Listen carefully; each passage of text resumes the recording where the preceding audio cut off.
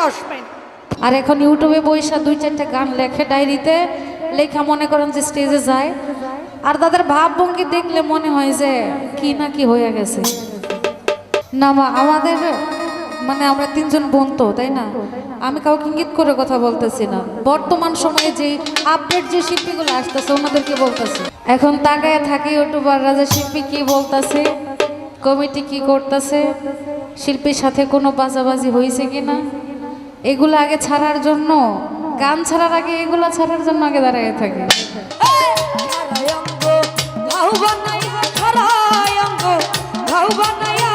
রাস্তায় ফালাইয়া দিল আমারে পাগল বানাইয়া, কোথায় লুকাইলো রে দয়া আমারে পাগল বানাইয়া, কোথায় লুকাইলো।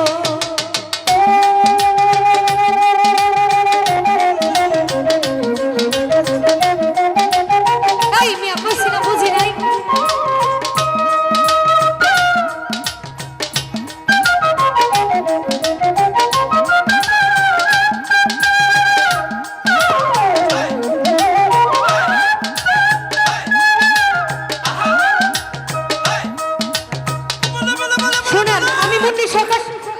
সারা বাংলাদেশে গান করি, কেউ আমার হাত থেকে মাইক্রোফোন নেওয়ার সাহস পায় না।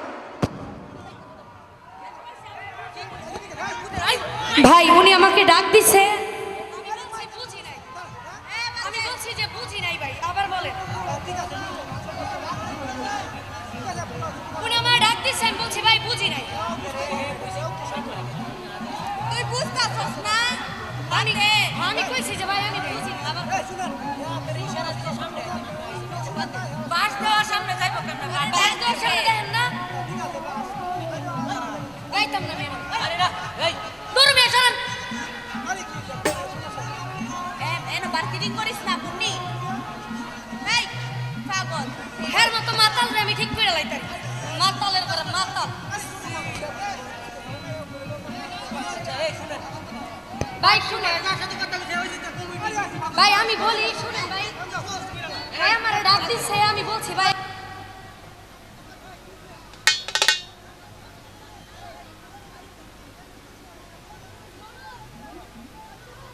এখন তাকায় থাকে ইউটিউবাররা যে শিল্পী কি বলতেছে, কমিটি কি করতেছে, শিল্পীর সাথে কোনো বাজাবাজি হয়েছে কিনা, এগুলো আগে ছাড়ার জন্য, গান ছাড়ার আগে এগুলো ছাড়ার জন্য আগে দাঁড়ায় থাকে। আসলে কি রে ভাই, আপনাদেরকে দিয়ে আমরা আর আমাদেরকে দিয়েই তো আপনারা একে অন্যের পরিপূরক তাই না। আপনাদেরকে ছাড়া আমাদের উপায় নাই আর আমাদেরকে ছাড়া আপনাদের উপায় নাই।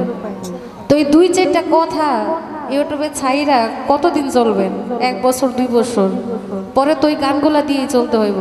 তার চেয়ে বলো শুধু গানগুলা দেন, কথাগুলা দেওয়ার দরকার নেই। একটু আগে একটা দুর্ঘটনা যেভাবে হোক হয়েছে, দয়া করে এইটাও কেউ দিয়েন না। কারণ একটা শিল্পী হতে গেলে অনেক কষ্টের দরকার, অনেক পরিশ্রমের দরকার। বর্তমান সময়টাতে দেখতেছি যে 2-4টা গান শিখাই স্টেজে ওইটা তারা গান গায়। আমরা যখন গান শিখছি 2 টাকা নোট দিলে এত খুশি হয়েছি ভাই, আর এখন 1000 টাকা নোটের মধ্যেও খুশি নাই। কেন নাই? কারণ 1000 টাকার মধ্যে এখন সম্মান নাই, আগে 2 টাকার মধ্যে অনেক সম্মান ছিল।